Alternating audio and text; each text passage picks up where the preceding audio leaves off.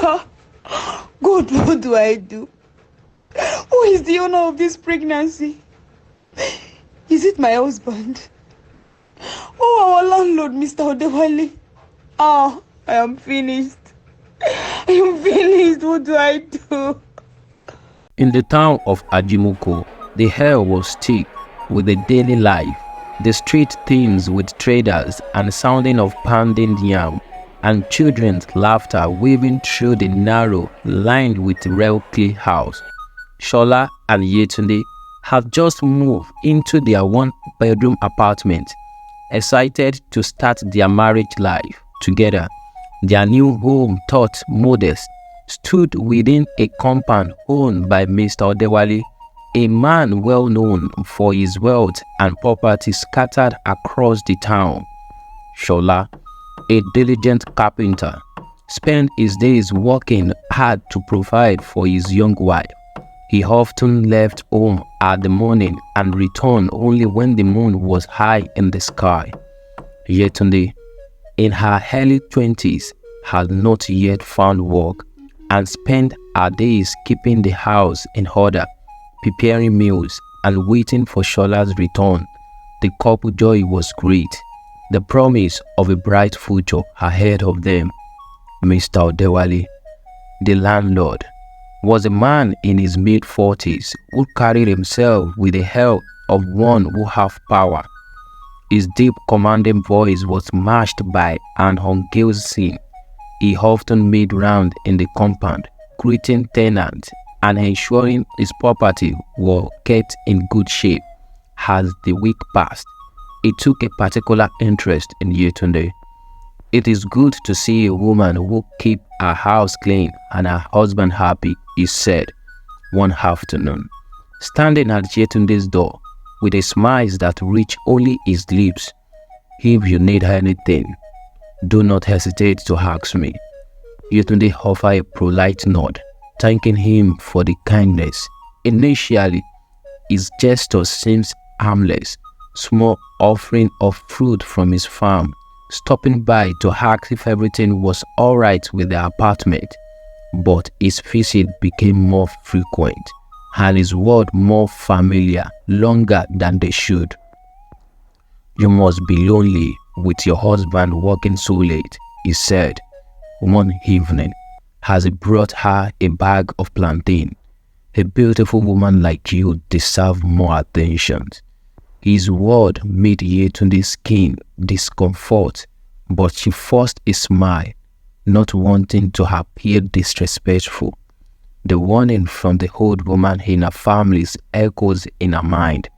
Be careful with men, especially those feel they own everything. She brushed off her conscience, reassuring himself that Mr. Odewale was just being friendly. But when she saw the way his eyes roved over her body, she felt unease in her inside. One evening, Shola was away at a late job, and the night wrapped around the town like a thick, dark blanket. Mr. Odewale knocked on the door, holding a bottle of wine. Yetunde hesitated but opened the door, unsure how to decline his intentions that they shared a drink. Just for the company, she felt trapped. A way that refusing could make things awkward with the landlord and possibly jeopardize their living situations. The wine looses his tongue, and Mr. Odewale's hand lingered too long when he placed it on her shoulders. When Yetunde tried to excuse herself, he stepped closer, his breath hot and sore with alcohol. The look in his eyes left no doubt about his intentions. In that moment, Yetunde's fear paralyzed her, and her voice, which had always been strong and clear, could not be strong to speak. He pressed forward, taking advantage of her silence. Afterward, Yetunde sat on the floor, trembling, feeling the weight of shame pressing down on her chest. The tears would not come. though she longed for them to wish away the darkness and had crept in her heart. She thought of Shola's trusting smile, the way he has looked at her during their wedding ceremony, and a wave of sad overwhelmed her. She knew she could not tell him. He would break him. The landlord left without a word, and in the days that followed, he avoided her eyes whenever they crossed paths. Weeks later, the signs of her pregnancies appeared. Yetunde's heart sank when she missed her period, and a test confirmed what she already knew deep down. She was carrying a child, but whose child it was, Shola's or Mr. Dewali, she could not see for sure. When she told Shola the news, he embraced her. His joy was great. Yetunde felt a pang of guilty, a cloud that hung over the excitement of their future as parents. The months passed slowly, and the closer she came to the times of birth, the more withdrawn she became. Her laughter, once so genuine, now sounded somehow to Shola's ear. He would ask if she was alright, and she would offer him a weak smile, blaming her mood of the stains of pregnancy. But Shola knew his wife, and he knew something was eating away her spirit. The breaking point came just before the annual Ajimoku festival, an event that drew the entire community together for celebrations and dance.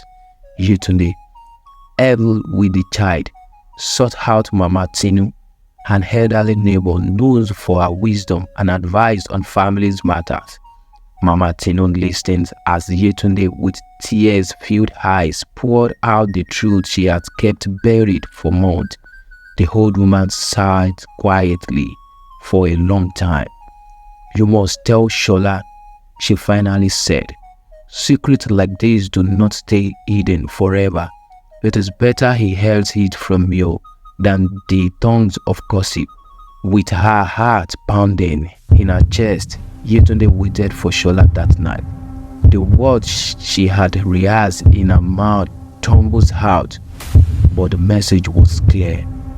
Shola's face darkened with a mist of rage and disbelief.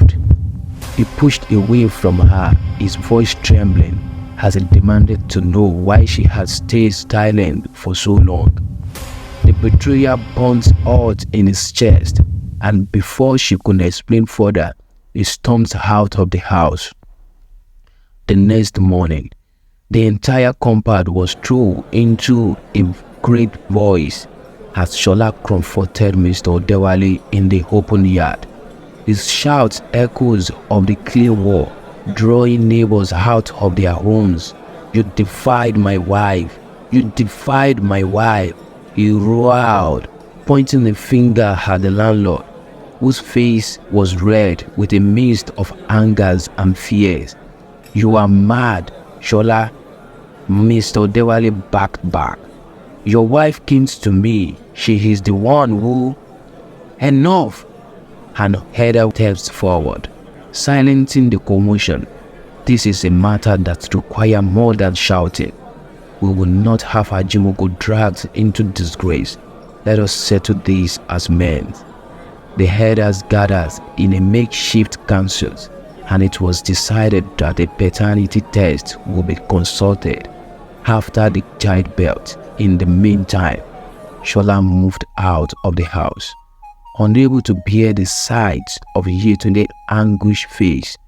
Yetunde, alone and broken, felt her world crumbling around her as she gossip spread through the town like wildfire.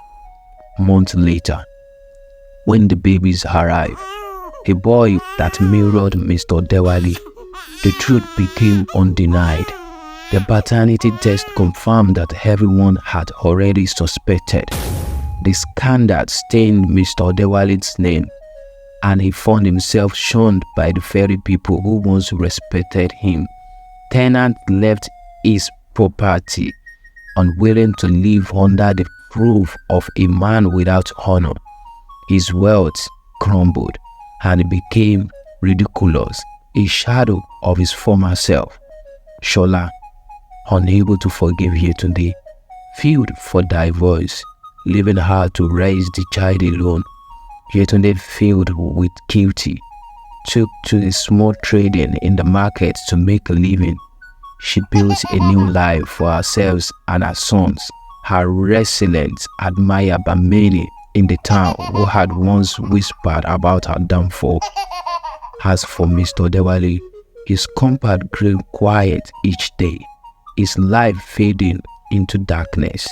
The landlord who has once commanded respect now lived in the house that had brought him nothing but shame.